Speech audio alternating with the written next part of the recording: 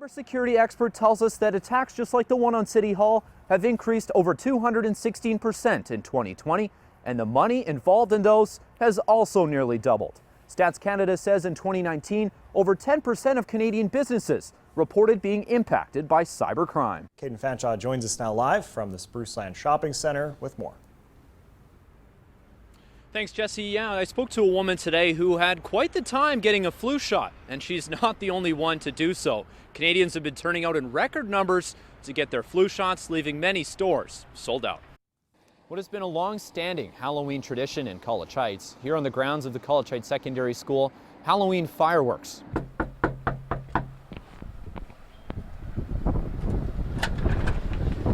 Hey there, hey man, we're with CKPG. Just wondering if we've had a number of neighbors say this is a house that had a party on Halloween night. Sorry, not answering any. COVID-19 is presenting some problems. As Caden Fanshaw tells us, there's a long and windy road ahead for locals waiting for test day. For young drivers in Prince George wanting to hit the road, they're going to have to be patient to turn the key on their road test. I was told that I could book after December 14th in Prince George. Paige now faces a challenge many young drivers in BC are also facing. They can either wait or travel to a different municipality. The soonest Paige could have a test, mid-October in Mackenzie. It's a little frustrating because it's not so close to home, but if I'm able to get my test done at a quicker period, then it will be worth it.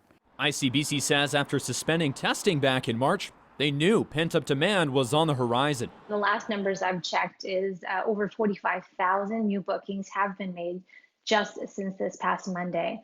To give you an idea of what that looks like, on any given month pre-COVID, we were conducting 20,000 road tests a month.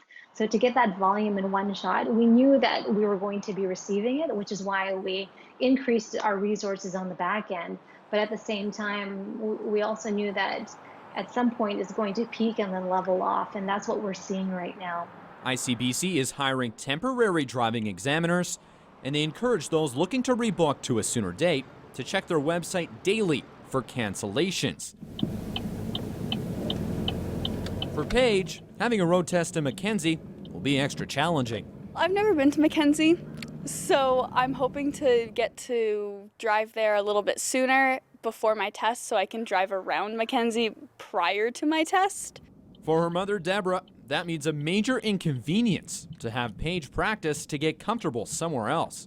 We have to be responsible for getting her to and from school, to and from work. And, you know, it's, as a parent with two kids that are constantly on the go, we need that end. Like, it's just going to be so much easier for everybody because now, you know, she can have her own vehicle and she can get herself to and from work.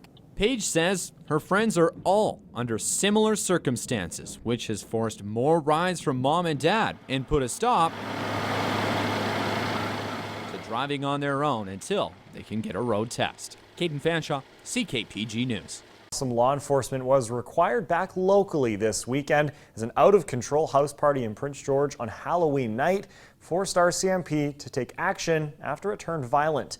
We go now live to Caden Fanshaw near Paddle Wheel Park for more. Caden, you knocked on some doors today. What did you hear from neighbors? Thanks, Jesse. Yeah, we're here at Paddle Wheel Park. You can see the street behind me where Saturday night, Halloween night, neighbors, which is typically a quiet neighborhood here at Regents Crescent, turned into chaos with an out-of-control house party. It was no treat for the Prince George RCMP responding to a party on Regents Crescent on Halloween night. You know, basically an out-of-control party. There was fighting in the front, fighting in the backyard, there was fighting in the house, there was intoxicated youth everywhere. When Mounties arrived on scene just before 11:30 p.m., they found a house party out of control with roughly 50 teenagers involved. Paramedics needed to be called after police found two teens unconscious in the basement, earning the homeowner a fine of $2,300.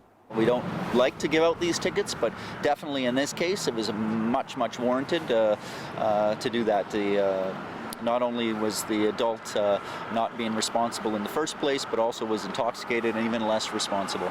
It's gatherings like these that caught the attention of Minister of Health-elect Adrian Dix, who's had enough. We've proven that we know how to do it, and we need to do that together right now. Right now, we again need to turn the tide on COVID-19 in BC, and I believe we can do that.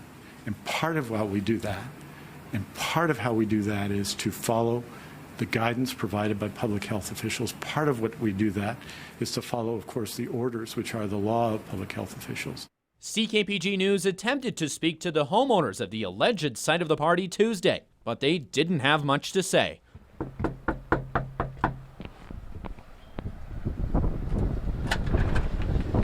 Hey there, hey man, we're with CKPG. Just wondering if we've had a number of neighbors say this is a house that had a party on Halloween night. Sorry, not answering anything. PGRCMP do say this isn't the first house party they've had to respond to since the most recent COVID-19 measures, something that's concerning, given the problem age group that has come to be young adults. That age group is probably the biggest threat because they, as they go to a party like this, they go home, they contaminate their loved ones who contaminate others, and then we get a spike as a result. So let's hope there was nobody at this party that had COVID, otherwise it could spread quickly, and next time we may not be so lucky. Tragedy struck for a local family this weekend. Today, they're still in shock after their home was destroyed in a fire Sunday morning near Tabor Lake. Tonight, Caden Fanshaw talks to the family who lost everything. This is a nice photo that my mom had. It's a little religious photo.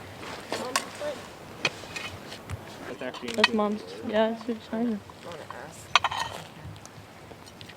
The Mamick family is still trying to process and salvage anything they can after losing everything in a fire that engulfed their home within minutes early Sunday morning.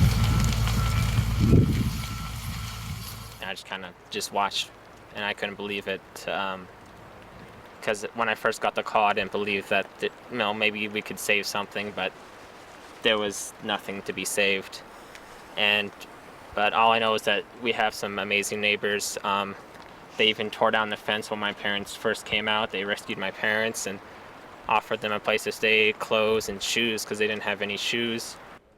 When Jacob first heard of the fire, he was in disbelief. His childhood home filled with belongings gone. This is all we knew, so. Yeah, I can't imagine what our parents are going through. My mom raised all of us here, so she lost all the photos and home videos. And our mom already had been through a fire before.